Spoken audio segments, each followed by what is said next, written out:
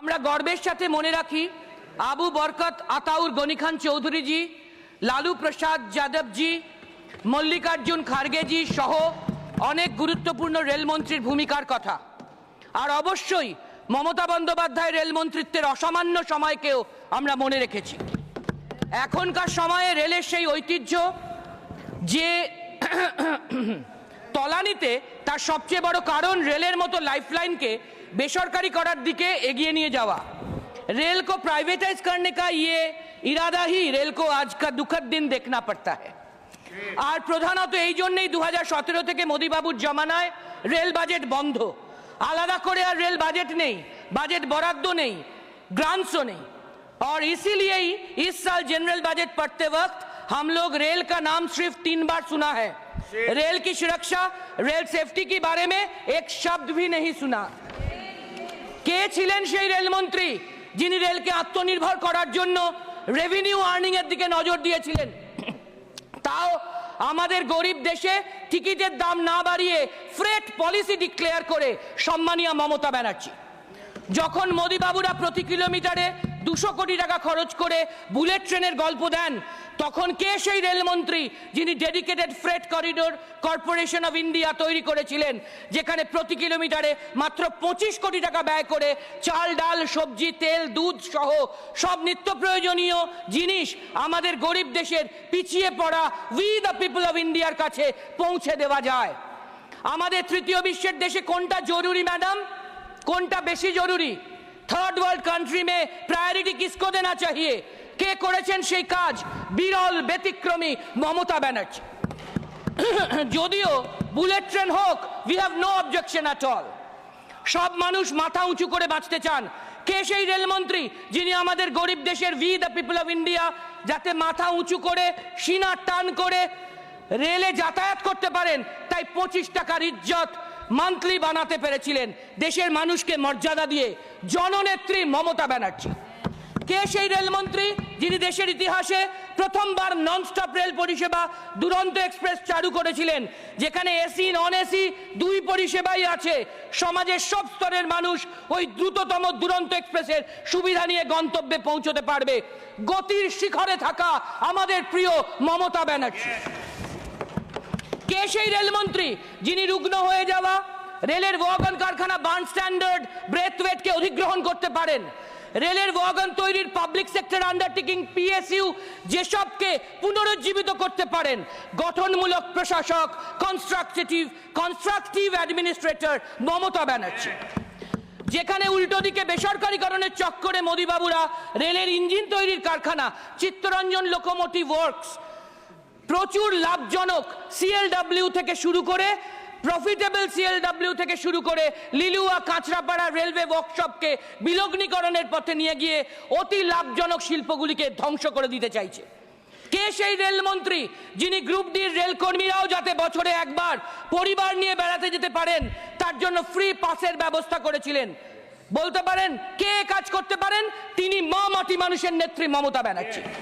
কে সেই রেলমন্ত্রী যিনি 2009তেই ভিশন ডকুমেন্ট 2022 রেডি করেছিলেন লাইফলাইন রেলের জন্য? আইআইটি খড়গপুরের সাথে রেলের রিসার্চের জন্য চুক্তি করেছিলেন। গঙ্গা নদীর নিচ দিয়েও যে মেট্রো রেল যেতে পারে সেই স্বপ্ন দেশবাসীকে দেখাতে পেরেছিলেন। এই অ্যাডভান্স মডার্ন আইডিয়া দেশের কাছে রাখতে পেরেছিলেন। তার জন্য বাজেট বরাদ্দ করতে পেরেছিলেন ভবিষ্যৎ দ্রষ্টা দূরদৃষ্টি সম্পন্ন মমতা ব্যানার্জি। কে সেই রেলমন্ত্রী যিনি কলকাতা মেট্রোকে রেলের 17 জোন বলে ঘোষণা করে কলকাতা মেট্রোকে সম্পূর্ণ সরকারি স্ট্যাটাস দিয়েছিলেন? কলকাতা ছাড়া বাকি সব মেট্রোপলিটন শহরে বেসরকারি মেট্রোর কারিগর মোদি বাবুরা যা কল্পনাও করতে পারেন না। জাতীয়তাবাদী নেত্রী ন্যাশনালিস্ট লিডার মমতা ব্যানার্জি।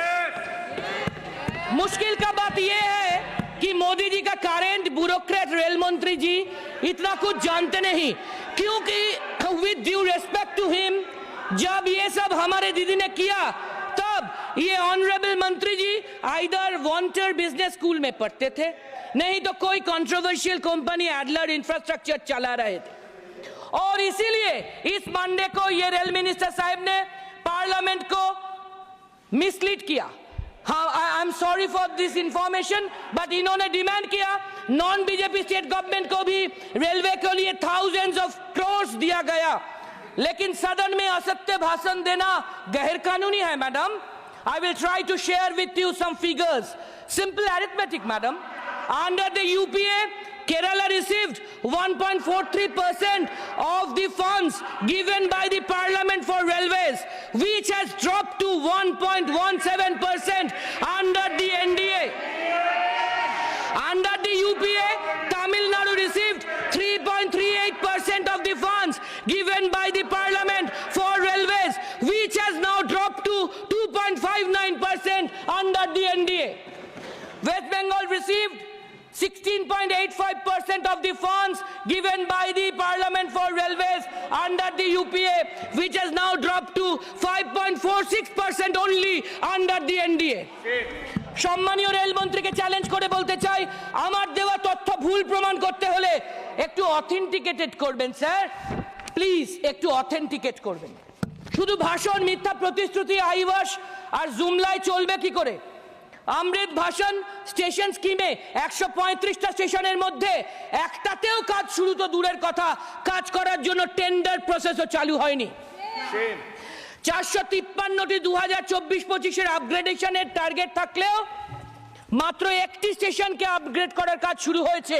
লজ্জা লজ্জা। फिर भी मंत्री जी का इतना एरोगेंस, जरा सा भी शर्म नहीं होता जी। Shame on them. सेफ्टी कहां से आएगा? लोको पायलटरा, हम सिर्फ थोड़ा उदाहरण देंगे। लोको पायलटरा ना घुमिए एकटाना 36 घंटा ডিউটি করতে বাধ্য হন। তাদের জীবন শুধু নয়, হাজার লক্ষ কোটি সাধারণ নিত্যযাত্রীর জীবনও বিপন্ন।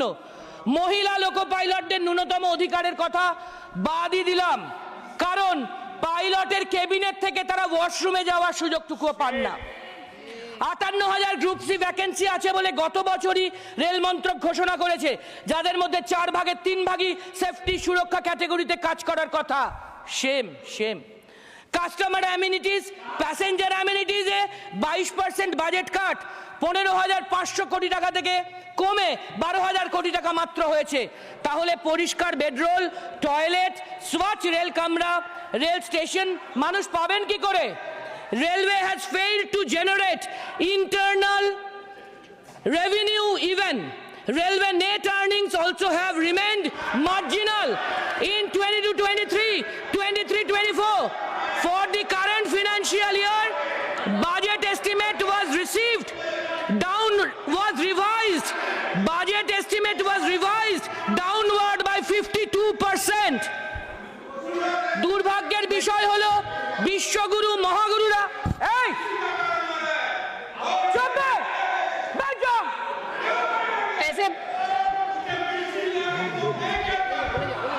দুর্ভাগ্যের বিষয় হলো বিশ্বগুরু মহাগুরুরা দিনে 5-6 বার পোশাক পরিবর্তন করেন, আর তাদের রেলমন্ত্রীরা বারবার কথার খেলাপ করেন, ডেডলাইন, টাইমলাইন, প্রতিশ্রুতি চেঞ্জ করেন।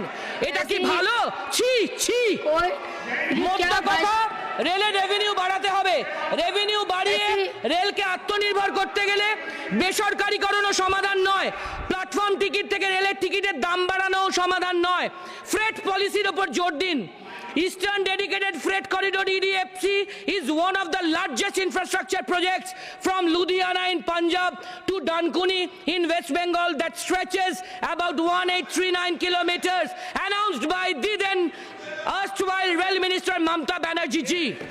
পাঞ্জাব থেকে শুরু করে প্রথম দুটি সেগমেন্টের কাজ সম্পূর্ণ হলেও আজ 12 বছর ধরে শেষ ও তৃতীয় সেগমেন্টের কাজ বন্ধ আছে, যা কিনা বিহারের সোননগর থেকে বাংলার ডানকুনি পর্যন্ত। যদিও এক্ষেত্রে জমির কোনো সমস্যা নেই। নীরজ, ধীরজ রাখ ইয়ার, নীরজ। রেলের কাছে জমির কোনো সমস্যা নেই, রেলের কাছে জমি আছে। এটি ফেলে না রেখে সম্পূর্ণ করলে দেশের মানুষের উপকার হতো, রেলের উপকার হতো, রেভিনিউ বাড়তো, কিন্তু করছেন না। বেসরকারীকরণের চক্করে হকার উচ্ছেদ করছেন। এর মাধ্যমে lakh lakh self employed unorganised worker ওই হকার বন্ধুদের বেরোজগার করছেন। শুধু তাই নয়, সব স্টেশনে যেরকম বড় বড় কর্পোরেট স্টাইলে কায়দার দামি দোকান বসাচ্ছেন, তাতে কি আপনার রেভিনিউ বাড়বে? কোটি কোটি রেল যাত্রীর মধ্যে 80-90 ভাগই তো গরিব মধ্যবিত্ত সাধারণ মানুষ। তারা এত দামি জিনিস কিনতে পারে নাকি রোজ রোজ? রেলের ঠিকা কর্মীদের ক্ষেত্রে জেম পোর্টালের বাহানায় 25-30 বছরের চাকরি থেকে বসিয়ে দিচ্ছেন বেআইনিভাবে। তাদের সেন্ট্রাল মিনিমাম ওয়েজ বন্ধ রেখেছেন, পিএফ ইএসআই গ্র্যাচুইটি বোনাস বন্ধ করছেন বেআইনিভাবে। রেলের রেভিনিউ বাড়ানোর জন্য অ্যারোগ্যান্স ভুলে, ঘামন্ড ভুলে মমতা ব্যানার্জি পলিসিগুলো অ্যাভেল করুন, আপনাদেরই ভালো হবে।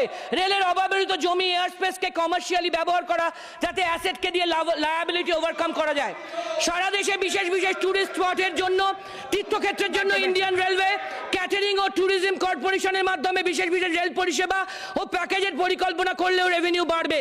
আত্মনির্ভরতার দিকে এগোবে রেল। রেলের রুটে, রেলের ট্র্যাক বরাবর অপটিক ফাইবার কেবল নেটওয়ার্ক বসিয়ে তাকে কমার্শিয়ালি ইউটিলাইজ করা দরকার, এতে রেভিনিউ বাড়বে। আবার আইটিকে ঘরে ঘরে পৌঁছে দেওয়া যাবে রিমোট এরিয়াতে। রেলের মাধ্যমে পোর্ট কানেক্টিভিটিকে যুক্ত করা যাবে। গুজরাট, মহারাষ্ট্র, কর্ণাটক, অন্ধ্রপ্রদেশ, উড়িষ্যা, বাংলায় সমুদ্র বন্দরগুলি যে আছে তাদেরকে রেলের মাধ্যমে যুক্ত করলে পণ্য পরিবহনের ক্ষেত্রে শিল্প বাণিজ্য রপ্তানিতে দিগন্ত খুলে যাবে। রেভিনিউ আর্নিংও হবে রেলের।